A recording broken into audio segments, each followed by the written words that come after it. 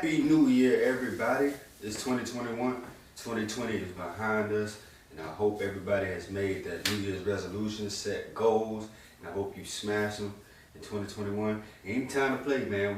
We started 2020 off on a bad note, and now we got another chance to do better things in 2021. Hopefully this year is not full of surprises like 2020 was, but all we can do is adjust as we go.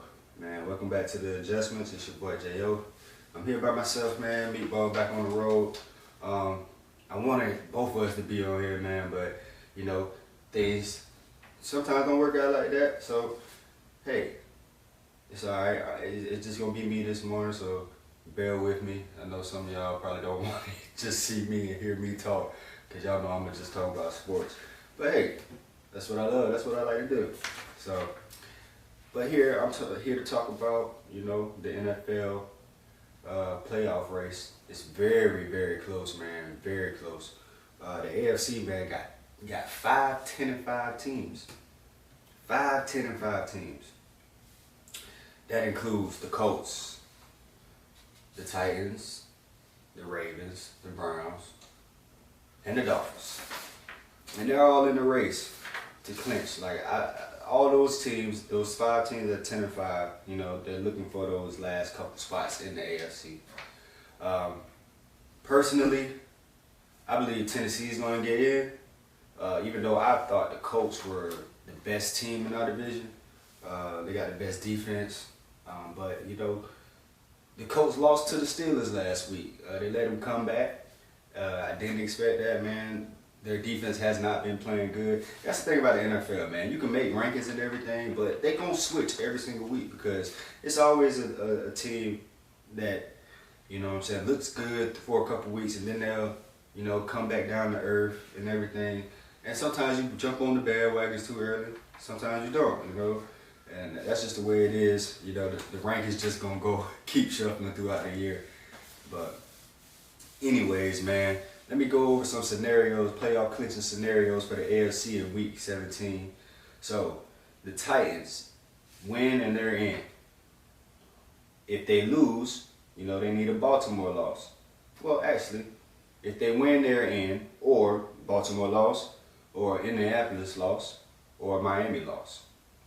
For the Dolphins scenarios, they win and they're in, or you need a Baltimore loss, you need a Cleveland loss, and you need a Colts loss.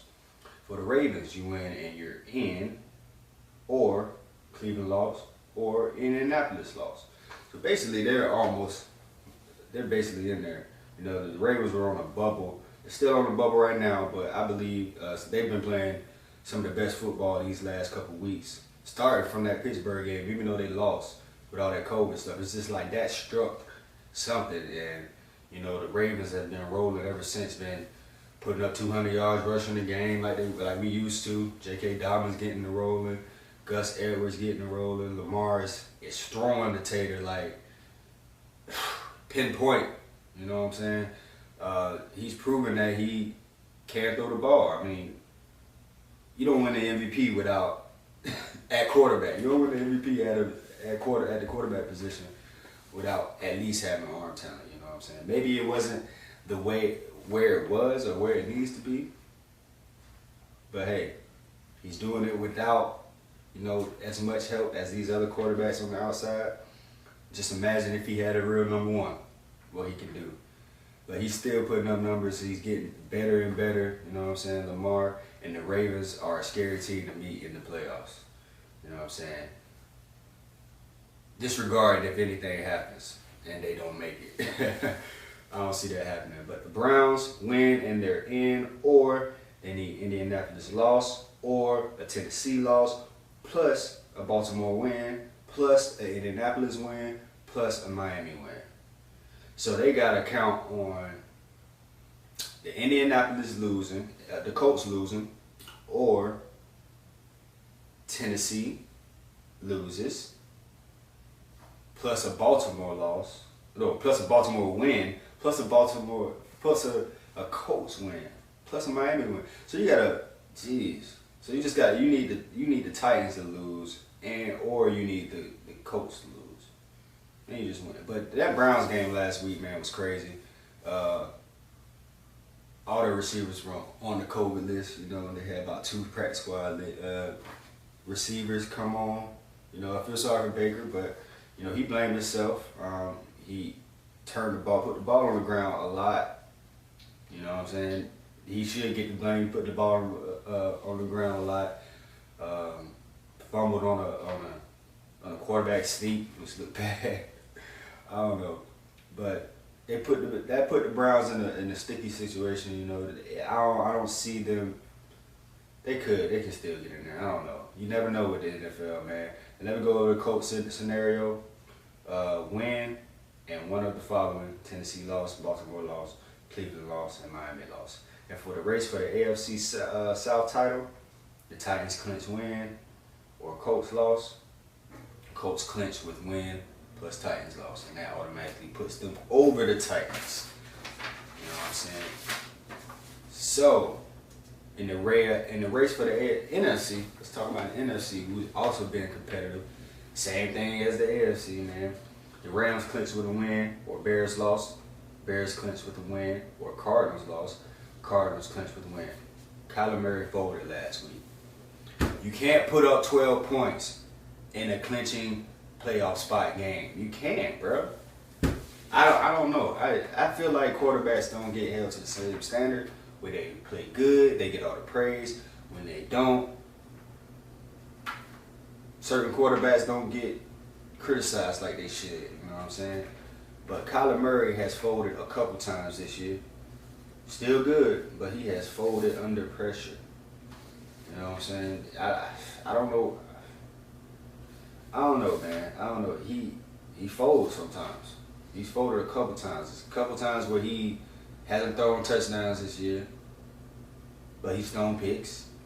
He'll have a lot of yards, passing yards, a lot of passing attempts, but some of those passing attempts, sometimes you see like a 40 throw passing attempt game, and he'll have about 200 yards. I don't know. It just don't add up, man.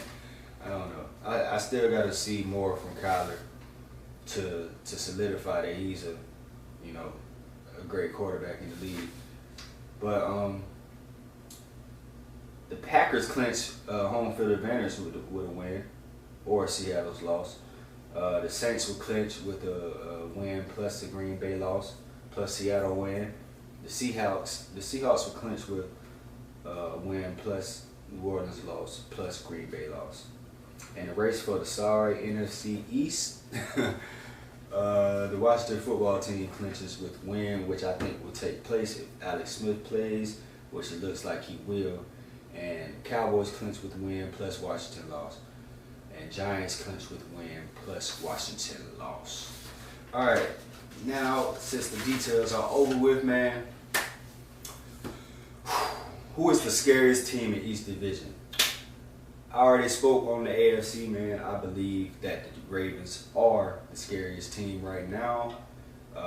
They are playing out of their mind. The run game, Lamar's throwing the ball crazy, pinpoint accurate. The only thing is, I'm just going to go back to it. When they get down and the run is not there and Lamar has to take over and pass earlier than he wants to, will he be able to do it? I believe he can. I just have to see it. He has the talent. I don't dispute any talent. You know what I'm saying? I just have to see it. Or if he comes from behind against it. Like, can he outdo Mahomes? You know what I'm saying? Can he do that? Can he outdo, you just got Josh Allen. Can you outdo Josh Allen? Because he's playing out of his mind. The Bills could be a scary team, and I see people putting them number one in their rankings and everything. Not me. It's the Chiefs. When you're 23-1 since the Super Bowl, you only lost one game since the Super Bowl. How can you? I don't know. I mean, it's not pretty. Not winning pretty, but every game isn't pretty. You gotta win ugly sometimes. You have to, and the key thing about it is they're winning. It don't matter. I don't worry about the Chiefs. I really don't. They were down, 14 to 14. I don't know, but they were down against the Falcons, and I believe they needed a field goal to not send it to overtime, and it was about a minute left, and I was like, we was leaving the Jaguar game, and I was like, they're gonna come back. Mahomes got it, and lo and behold, Mahomes got it. I mean, that's how much faith I got in that guy because he's so great. He's the baby GOAT with me, soon to be the GOAT as he goes on. He's the greatest quarterback I've ever seen. Aaron Rodgers 2.0. Speaking of Aaron Rodgers in the NFC, man, Aaron Rodgers, give him the MVP trophy, bro. Like, do y'all understand? Like, his ability is crazy. It's second to none. But Mahomes is 1A. I don't know if that makes sense. It's second to none, but Mahomes is 1A. So bear with me, people. I'm just trying to say that they have the same particular talent. I never seen nobody before Mahomes like Aaron Rodgers. You know what I'm saying? And Mahomes reminds me of Aaron Rodgers 2.0. Everything they do. If you watch their game, you know what I'm saying? The different arm angles. They don't have to throw from a set foot platform. You know what I'm saying? Throwing on the run. It don't matter right to left. On the money. Arm strength down the field. Everything. They can get a first down with their legs. You know what I'm saying? Everything.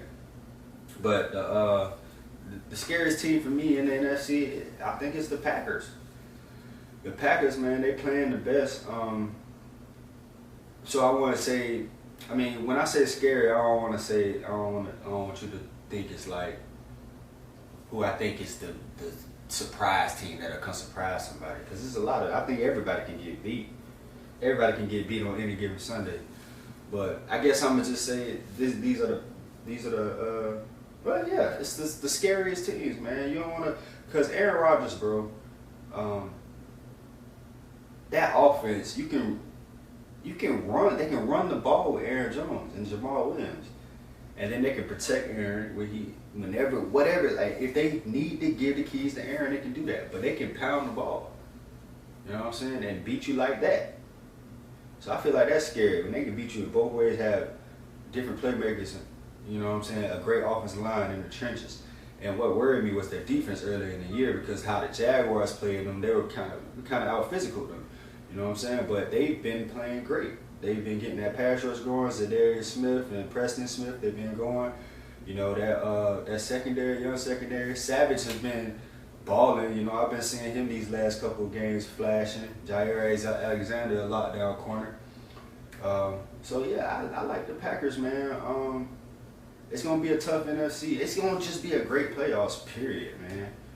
Period. And before the NFL playoffs go, you know, you got the college playoffs starting up. You got Ohio State, you know what I'm saying, going against Clemson.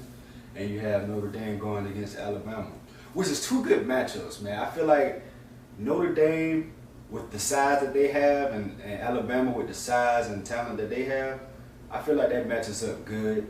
You know what I'm saying? I feel like that's going to be a real physical game, really physical game. But what can they do with Devontae Smith and Mack Jones? Nothing. Devontae Smith is an animal, absolute animal. He should win the Heisman. But he got like 20 total touchdowns, about 1,500 yards, 100 catches. Like the greatest, like it's crazy. Back-to-back seasons, college seasons, we've seen the greatest quarterback season ever. And then now we're seeing the greatest wide receiver season ever. Like nobody's topped this. He's topped everybody, bro. This is the greatest college receiver season that we've ever seen. You know what I'm saying? And he's just a man. Period. He's gonna be a problem in the league. He's fast. He can run routes. And he can catch, man. You know. And Mack Jones. I like Mack Jones. You know my theory. I think it's a lot of quarterbacks in this draft. So you really don't have to. I think a lot of teams are gonna fall in love with a lot of quarterbacks. You know what I'm saying? So you really don't. I'm gonna get to that in another minute. But I'm just gonna talk about Notre Dame and Alabama. Alabama is just better than everybody. You know what I'm saying? If they had Waddle, it would be even worse.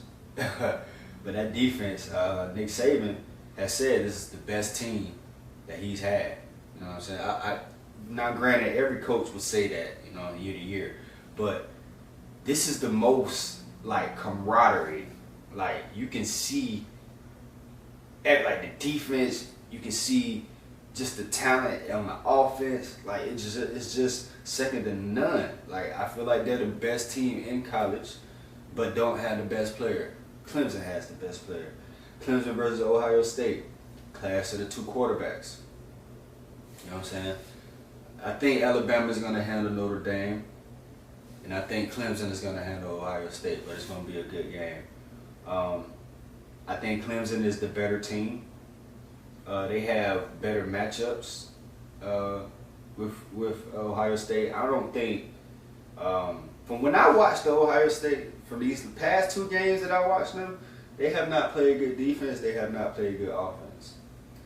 Justin Fields has struggled. So, and that was against Indiana and Northwestern. And when that pressure gets on him, he gets to running, and then he sometimes makes irrational decisions and holds on to the ball, trying to make a play out of nothing. You know what I'm saying? That's one of his best abilities, Justin Fields.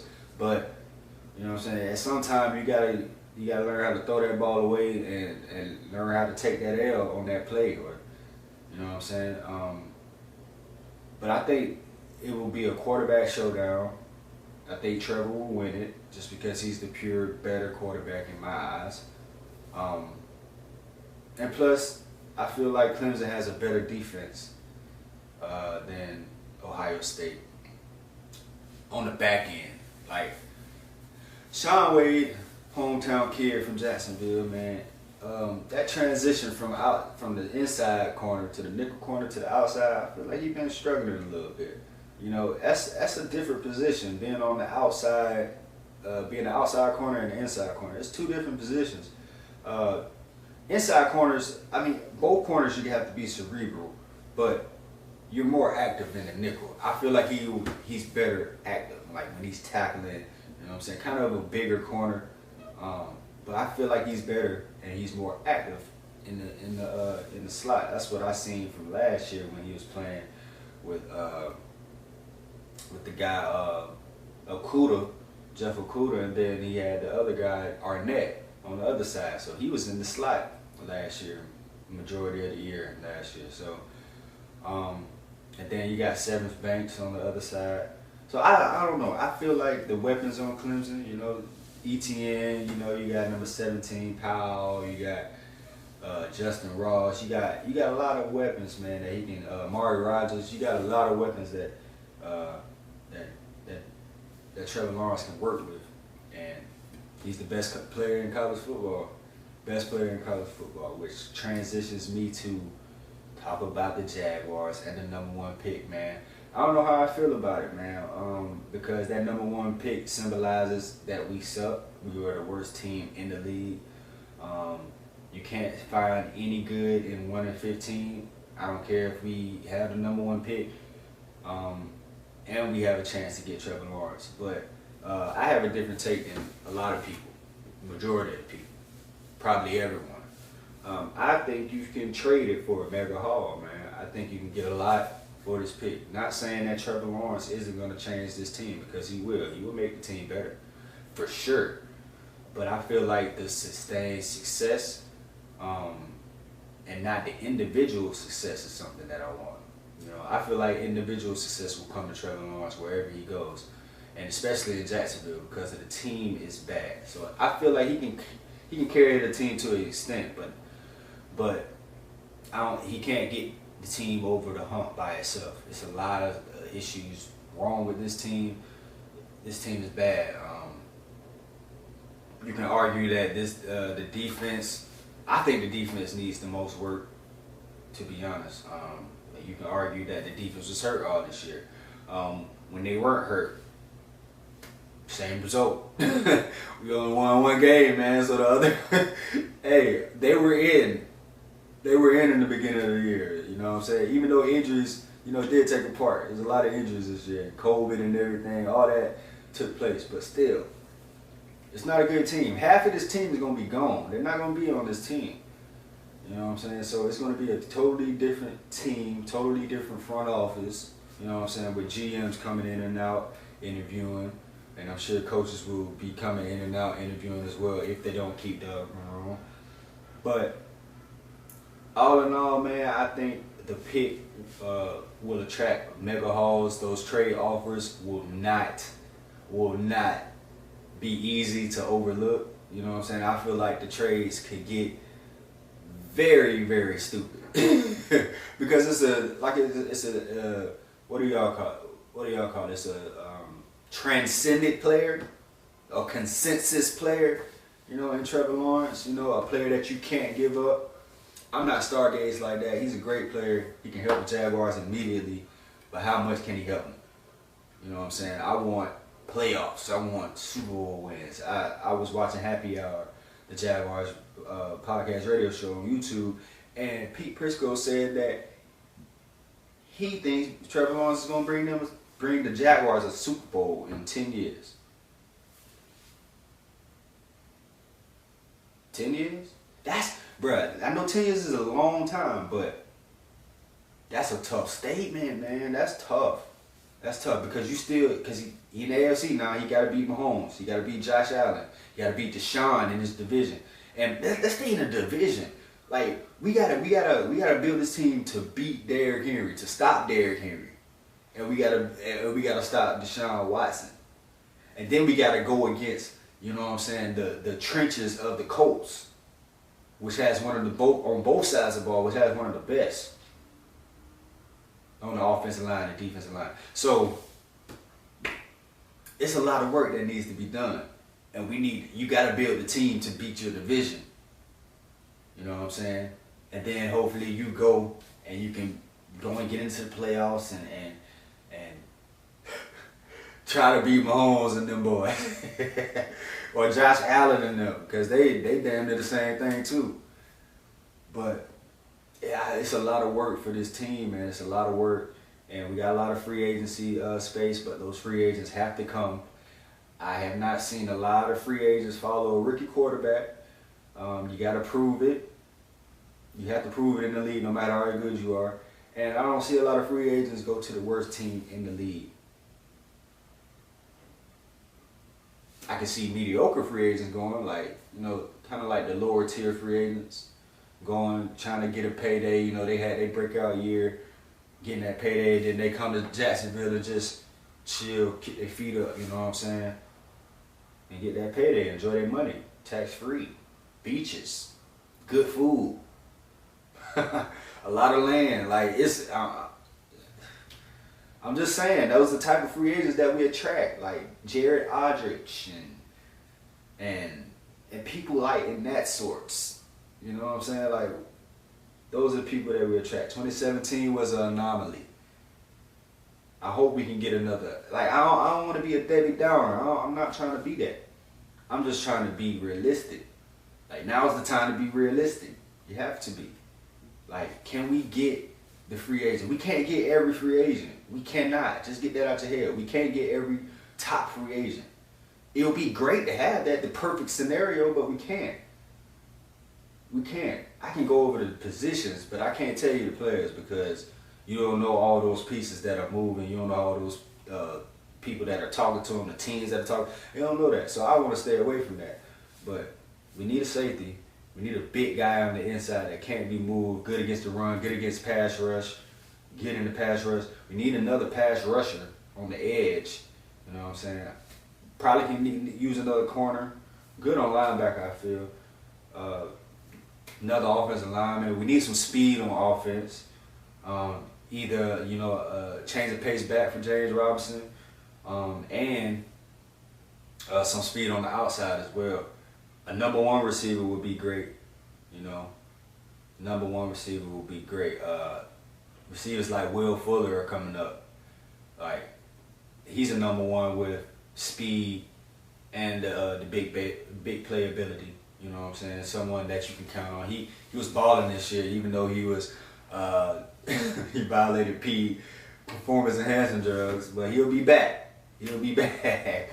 But you know, it's a lot of things for this team, and I feel like trading that pick can help us fill a lot of needs. You know what I'm saying? Not a popular opinion.